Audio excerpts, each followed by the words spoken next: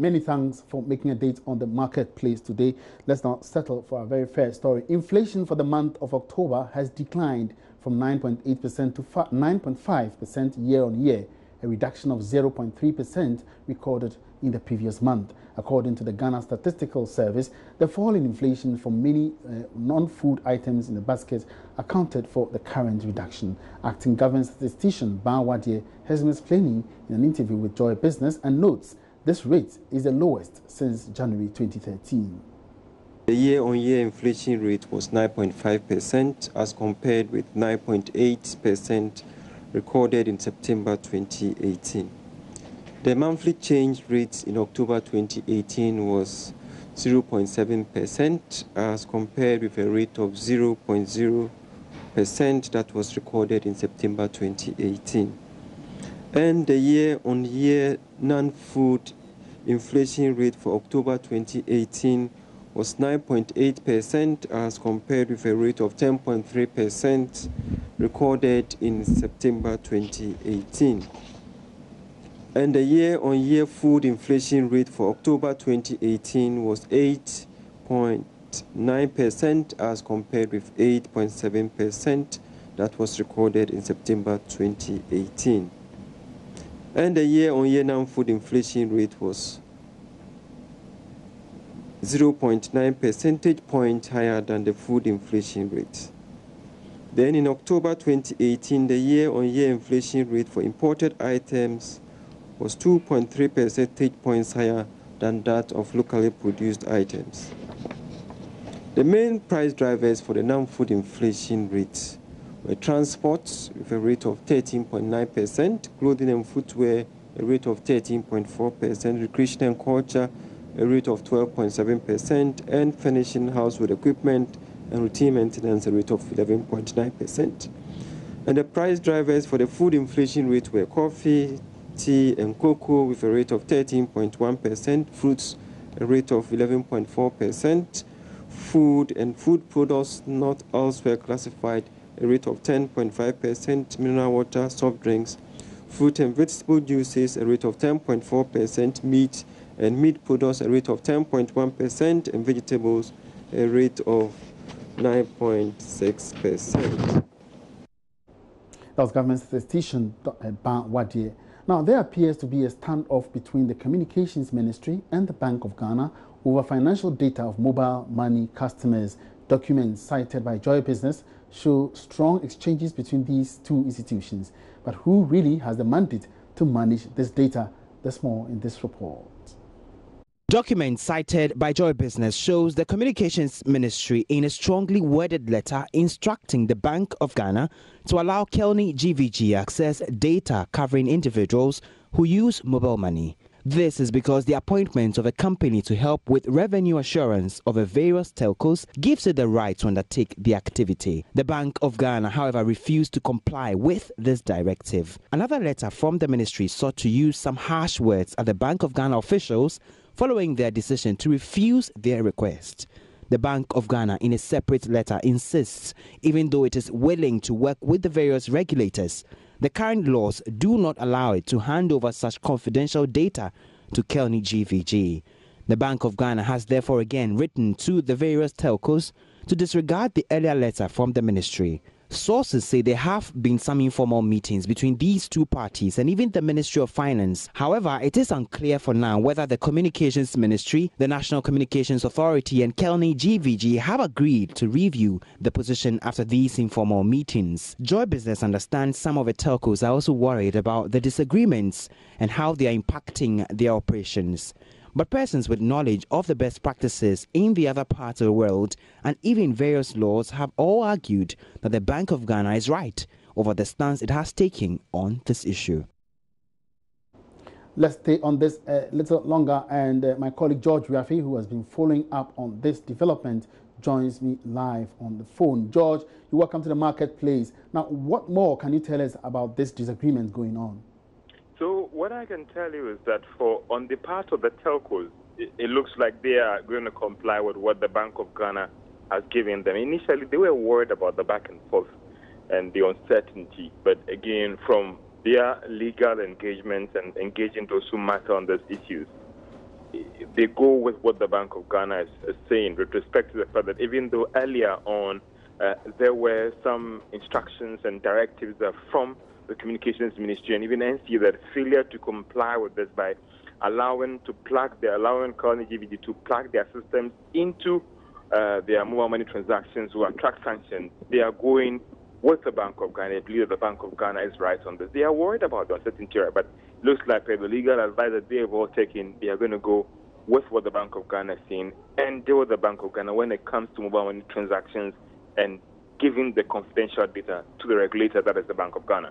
And do you think the Ministry of Communications will budge on this decision taken by the telcos? We have seen there have been some informal discussions or meetings, and it looks like some of them have realized the fact that it was on the wrong footing with respect to the decision that they took earlier on. But what the telcos are also asking that let this thing be documented in terms of the way forward. So it looks like very soon we could have a letter being issued again to all the players that, well, they took a wrong step and they are willing to work with the Bank of Ghana on this issue. Now, could there be any impact on the operations of these telcos involved if they should do otherwise? So what has happened is that these are confidential data. It has to do with someone like you, what you have at the bank, what you can hold, who is doing what and what. And they believe that it has to do with breach of confidentiality.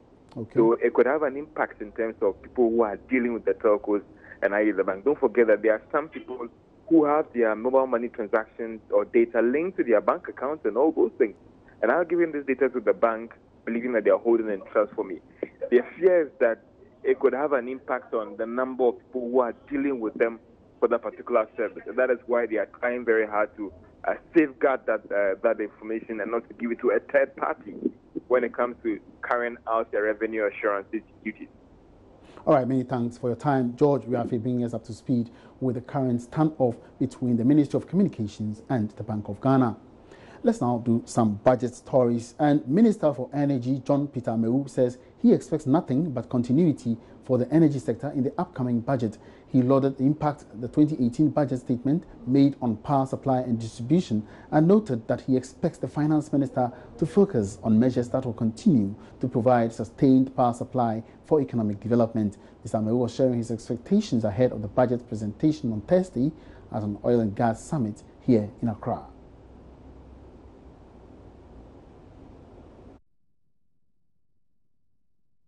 So we'll bring you that perspective of the Energy Minister later in the course of the bulletin. Now, the 2019 budget is also expected to spell out some policies government believes would enable it to meet its tax objectives. However, ahead of the presentation, Vice President of the Association of Ghana Industries, Humphrey Eyimdake, is proposing to government to decentralize the collection of taxes for effective mobilization. He's been explaining to Joy Business. We believe government is constrained. Government needs revenue to meet the various tax objectives. Our proposition in expanding the tax base, one, is that government should decentralize the collection of taxes to the various districts, set targets for such institutions, aid them to use modern technology means to rake in revenue. That is what government should drive and bring in a lot of money. It's very obvious and it's factual that the number of enterprises paying taxes are just not enough, as much as even both corporate tax and income taxes. So once government decentralized to the informal sector, where there are a lot of people not paying taxes, but they can easily be captured within the district, that becomes an innovation. We want to see how government demonstrates that. Secondly, we are of the opinion that the proliferation of tax interventions for government to meet its target should be timely and should be systematic. We've seen the 5%, the VAT rate restructured. It's an intention to raise money. We see the CTN coming on. We've seen the port reforms. We've seen the tax stamps. And now we're also expecting another tax stamp on the textile issues. It is okay for government to use interventions, but the rate of deploying these interventions must be timely, so it does not distort business planning and entrepreneurs planning their production lines and their trading activities within the year. All right, so it's barely 24 hours to the presentation of the 2019 budget, and Joy Business has been exploring high expectations of persons from all walks of life, from the business associations to a graduate turned a petty trader and a 20-year-old female painter who is also making it big. The 2018 budget, putting Ghana back to work, aimed at creating jobs through the NACOP program and the National Entrepreneurship Innovation Plan. Charles Aite and Odelia Ntiawa gauge some expectations of these young entrepreneurs. In 2018, one of the areas that government concentrated on when it comes to entrepreneurship was the fact that, well, it had promised the National Entrepreneurship and Innovation Program in 2017. And then, well, in 2018, the seed money of 10 million Ghana cedis was set aside to make the lives of entrepreneurs easy. About 5,000 people so far have applied, to make sure that they get some seed money to start their businesses or move their businesses forward. Apart from that also, government promised in the budget that if you were 35 years and below and you were employing people as an entrepreneur, you were actually going to get between a 3 to 5 year tax rebate, so that your business could establish and move on. So, well, I'm here in this room, met a young painter who's finished secondary school, trying to put a business together, to find out exactly what she really hopes to see in the 2019 budget and to see how that will directly affect her work. Meet Marianne Ransford Arthur, a 20-year-old self-employed painter who quit a science program in her final year in secondary school to follow her passion as an art student. From Takoradi, she is in Accra to paint the rooms of several clients. Marianne has not really heard a lot about the 2018 budget. The only information she has is on the National Entrepreneurship and Innovation Plan. She heard that from her mother, who thought with her startup business that she could apply for capital injection from the 10 million seed money. Have you heard anything about the 2018 budget in relation to what government is doing for entrepreneurs? Honestly, no, because I hardly watch telly. I spend all of my time painting and stuff, so I hardly watch telly. And I get home very late, so I'll be tired and I'll have to sleep. So I don't really have time to watch telly. But do you think government cares about entrepreneurs? Do you feel that you have a government that is looking out for entrepreneurs? From what I've seen and what I'm hearing and what I've read, I think he's looking out for entrepreneurs, and I think that's the best thing, because if he tries to focus on only investing leavers, there'll be a lot of unemployed people, unemployed youth, and that would lead into the youth doing other things like armed robbery and prostitution and stuff, because when you invest leaver and you are not innovative, you find it very difficult to earn some money. People with skills that can directly create employment is the area of her interest. As a young lady, when Finance Minister Ken Ofori-Atta mounts the podium to deliver the budget statement. On Thursday, when the Finance Minister zooms in on the budget, exactly what would you like to see as an entrepreneur? I would like to see the government investing a lot into entrepreneurs. Yes, because if there are more entrepreneurs, a lot of people will be employed, and that will help a lot. Currently, have you employed anybody? Yes, my uncle gave me a guy. He's unemployed, so I think I'll be going around with him. And I plan on opening a business, so I plan on employing other youth who are interested in this kind of thing. Now, specifically, what do you want the Finance Minister to be doing for entrepreneurs to make people like you really thrive in a country like this? I think there are many hidden talents, so they have to try going around asking people who don't have a voice to speak out but have talents, to bring them out, to encourage them to do what they want to do. So your worry really is that we have spent a lot of time to look at the formal sector or formal education as the only means to an end. But you think that people with talents and education should also be given the chance? Yes. I think that should be.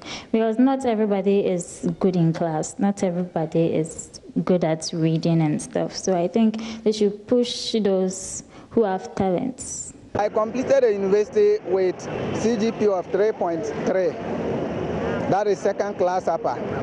I started selling tiro on the road since 2018. I completed senior high school 2018. So after completing, I have no hope of continuing my education. So I came down to Accra, then I started selling toilet roll on the traffic light. And through this, I was able, God used it to provide means for me to start my education at University of Cape Coast the same year, 2013. So I will go to school.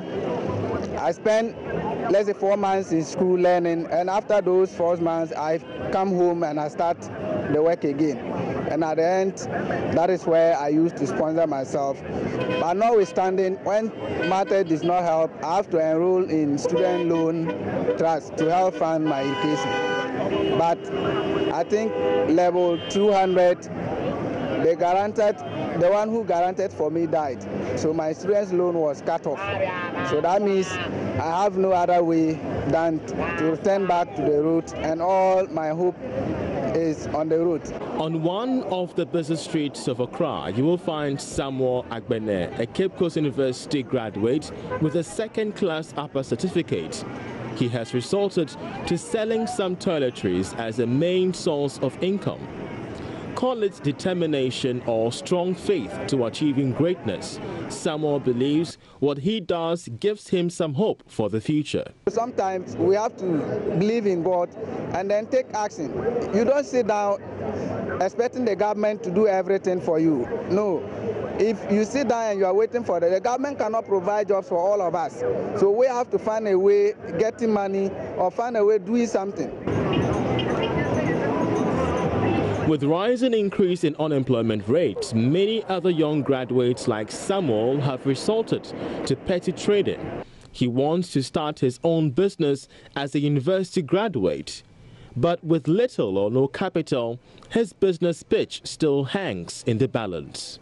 It was business that I started. I sell fowls, guinea fowls and goats to make a living out of it and also support my education. If I get the capital, I'll make sure that I establish a business that I can even employ a lot of people out there. Those who don't have job and they are moving around, I can engage them in one way or the other in business.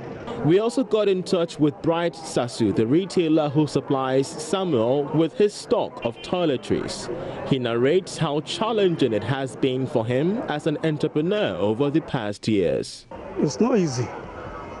Because if you don't have the finances, you can't do it. Because to start a business in Ghana here now, you need finances. You need support from someone. And you have to also support yourself. You cannot live all your life or depending on one person or depending on someone. You two have to work very hard. To help reduce the unemployment canker, government recently opened the Nation Builders Corps, a job creation avenue expected to employ many university graduates nationwide. Through the Presidential Business Support Program, about 7,000 businesses had received business advisory services from the National Entrepreneurship and Innovation Plan, while 1,350 individuals have received startup capital nationwide. But Samuel believes more can be done. For me, in the budget, I will be expecting to see a portion of it giving priority to private business, people who are willing to start business on their own. If government should fix or figure this one into the budget, it will be of great help and it will go a long way to reduce the unemployment rate in Ghana. The thirst for a good-paying job is what it is, a thirst that can never be quenched in the hearts of any unemployed graduate. But for those whose search for a job has fizzled, entrepreneurship and petty trading has become the only resolve. For the market, it is not fixed. It depends. Sometimes you come, if there is market, we are buying them in packet, and the full pack, they are there 7. So if you sell all the pack 7, you get 25 Ghana cedis as your profit. So sometimes, if you are lucky and then you get market, you can sell more than 1 pack. So you get like 30 cedis. But if the market is not good, you can sell 1 pack a day, and then that will be 25 cedis. The danger is about the cars and the motor riders.